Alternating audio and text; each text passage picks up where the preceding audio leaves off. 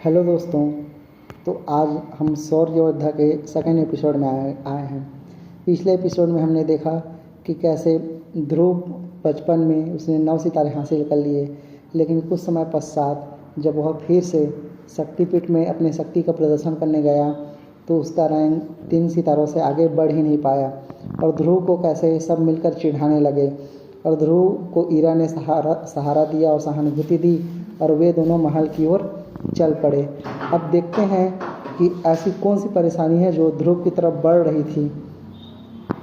तो शौर्य महल में ध्रुव के पिता अरेंद्र, जो कि शौर्य दल के लीडर भी थे, अपने दल के कुछ बुजुर्गों के साथ बैठकर किसी खास मुद्दे पर बातचीत कर रहे थे। लेकिन जैसे ही अरेंद्र की नज़र अपने बेटे ध्रुव पर गई, उसके उदास चेहरे को देखकर उन्हें सब कुछ समझ आ गया। वे अपनी बातचीत को वहीं पर रोक कर ध्रुव के पास गए। अरेंद्र ने अपने बेटे ध्रुव को सीने से लगाते हुए कहा, कोई बात नहीं ध्रुव, तुम मेरे बेटे हो, शौर्य दल के लीडर अरेंद्र के बेटे। अगली बार तुम्हें ज़रूर कामयाबी मिलेगी, हिम्मत मत हारना। इस वक्त शौर्य महल के दरबार में बैठे सभी लोगों की नज़र ध्रुव पर थी। तभी अचानक एक लड़की नीले रंग की गाउन में अपने लंबे लंबे कदमों के साथ कोई शौर्य महल के इस दरबार में दाखिल हुई। इस लड़की का नाम था लारा जयान। लारा जयान के दादाजी वुहान साम्राज्य के शेरदिल सेनापति रह चुके थे और लारा अंबर दल की होने वाली लीडर थी। अंबर दल वुहान साम्राज्य के सबसे ताकतवर दलों में से एक था। ये इतिहास में पहली बार था कि कोई इतनी कम उम्र में अंबर दल का लीडर बनने वाला था। लारा को अपने सामने देखकर सभी लोगों के साथ अरेंद्र भी हैरान पड़ गए, क्योंकि सभी जानते थे कि कोई आम लड़की नहीं बल्कि अंबर दल की होने वाली लीडर थी। लारा का अचानक इस तरह महल में आना किसी को भी समझ नहीं आ रहा था। फिर भी उसे अपनी ओर आते देखकर शौर्य दल के प्रमुख अरेंद्र ने कहा, तुम्हारा स्वागत है लारा। ना कोई खत ना कोई खबर, इस तरह से यूँ अचानक, सब ठीक तो है ना? अरेंद्र के इस सवाल पर लारा ने अपने दाहिने हाथ से चुटकी बजाते हुए अपने बॉडीगार्ड की ओर इशारा किया।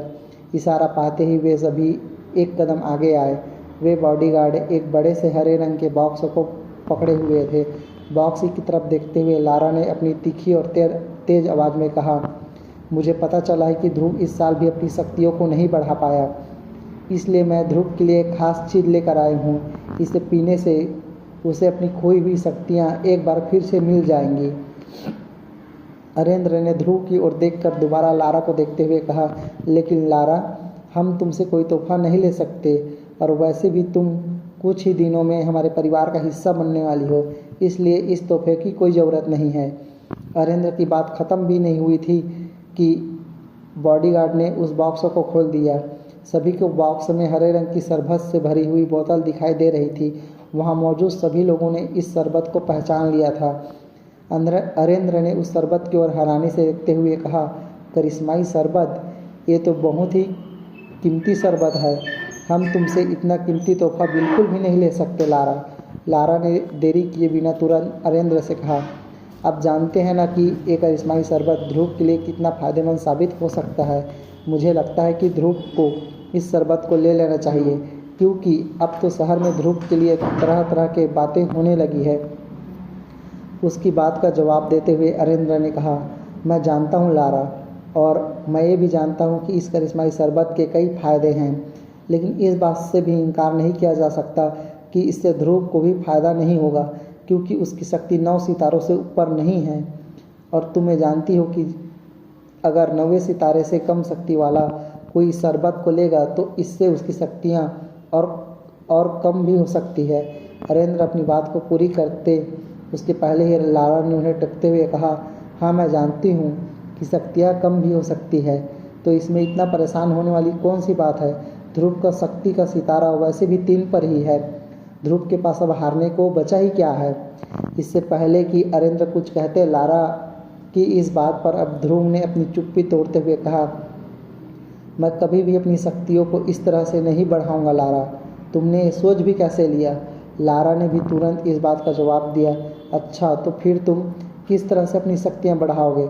वैसे ही जैसे पिछले 3 साल से बढ़ा रहे हो। लारा की इस बात का ध्रुव के पास कोई जवाब नहीं था।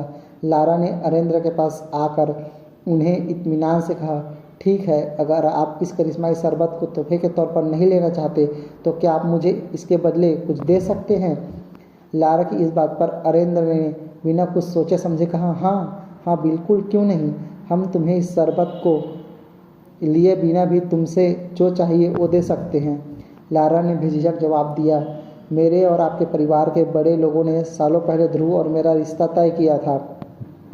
मैं उसे आज तोड़ना चाहती हूँ।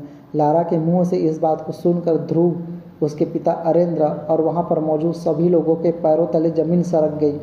एक पल के लिए वहाँ सन्नाटा छा गया। किसी को भी इस बात पर यकीन नहीं हो रहा था कि लारा ने अपने और ध्रुव के रिश्तों को तोड़ने की बात कही।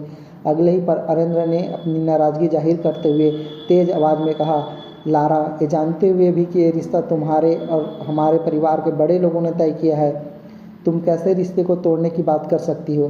तुम जानती हो ये कितना गलत माना जाता है?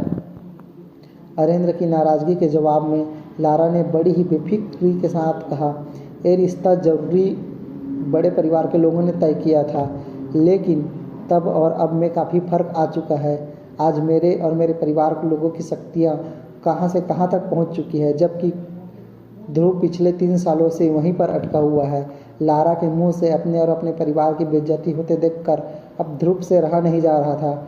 उसे लारा पर बहुत गुस्सा आ रहा था। तभी लारा ने अपनी बात को आगे बढ़ाते हुए कहा, और वैसे भी सभी जानते हैं कि इस वक्त अंबर दल की लीडर बनने वाली हूँ और इसके लिए बहुत ज़रूरी है कि मेरा कमज़ोर के साथ संबंध ना हो। इसलिए बेहतर यही होगा कि यह रिश्ता आगे बढ़ने से पहले ही टूट जाए। अंबर दल की लीडर बनने वाली बात पर गौर करते हुए अरेंद्र ने उससे कहा, तो ये असली बात है, बाकी सब तो तुम्हारे लिए एक बहाना था, सिर्फ एक बहाना। तुम्हें परिवार की कोई फिक्र नहीं है। तुम्हारे सिर पर तो सिर्फ सबसे शक्तिशाली बनने का जुनून सवार है और इसलिए तुम इस रिश्ते को तोड़ना चाहती हो। इस बार लारा ने बेशर्मी से जवाब देते हुए कहा, तो आप ही बताइए कि मैं कैसे उस इंसान के साथ रिश्ता जोड़ लूँ जो पिछले 3 सालों में अपनी शक्तियों को बढ़ा नहीं पा रहा। लारा की इस बात का वाकई में वहाँ पर किसी के पास कोई भी जवाब नहीं था। तब लारा ने दोबारा उस करिश्माई शरबत की तरफ देखते हुए कहा, अब आपके लिए यही बेहतर होगा कि आप मेरी बातों को मान लें और इस करिश्माई शरबत को स्वीकार करते हुए इस रिश्ते को तोड़ दें, क्योंकि आप भी जानते हैं ये शरबत कितना कीमती है और ध्रुव के लिए कितना ज़रूरी है। अब ध्रुव के सब्र का बांध भी टूट चुका था। वो लारा के ठीक सामने आकर खड़ा हो गया और उसकी आंखों में आंखें डालते हुए बोला, ठीक है, तुम्हें इस रिश्ते को तोड़ना है तो ये टूटेगा, ज़रूर टूटेगा। ध्रुव के इतना कहते ही सभी हैरानी से उन दोनों की चेहरे की ओर देखने लगे।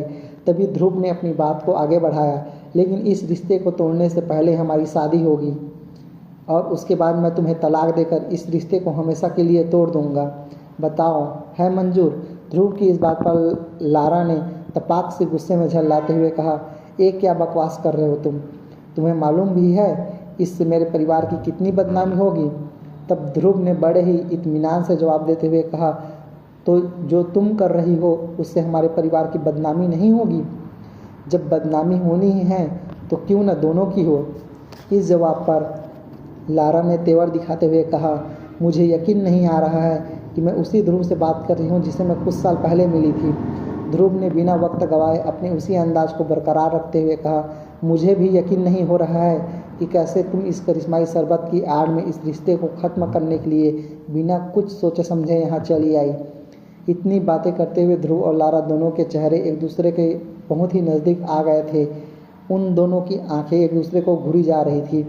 माहौल गर्माता हुआ देखकर लारा के बॉडीगार्ड अपनी आगे आने लगे और उसे प्रोटेक्ट करने लगे, लेकिन अगले ही पल लारा का एक इशारा मिलते ही उन सभी ने अपने आप को रोक लिया। फिर लारा ने अपनी बात को आगे बढ़ाते हुए कहा, मेरे पास एक तरीका है जिससे हम इस रिश्ते को फैसला कर सकते हैं। ध्रुव ने उससे पूछा, और क्या है वो? लारा ने कहा, 3 साल बाद हम दोनों के बीच एक मुकाबला होगा। अगर उस मुकाबले में मैं जीत गई तो तुम्हें इस रिश्ते को तोड़ना होगा और अगर तुम जीत गए तो वही होगा जो तुम चाहोगे। लारा की यह शर्त सुनते ही शौर्य महल में एक सन्नाटा छा गया था। अब सभी की नज़रें ध्रुव के जवाब का इंतजार कर रही थी। क्या ध्रुव अपनी मंगेतर लारा की शर्त मानेगा? आखिर क्या वजह है जो ध्रुव की शक्तियाँ पिछले 3 सालों से आगे नहीं बढ़ पा रही थी, और लड़ेगा ध्रुव अपनी शक्तियों से लारा को? क्या वह अपनी शक्ति बढ़ा पाएगा? कि ध्रुव को अपनी शक्तियाँ कैसे हासिल होगी, वह अपनी शक्तियाँ क्यों खो चुका? ये सब का राज जानने के लिए बने रहिए हमारे साथ नेक्स्ट एपिसोड में। Thank you so much.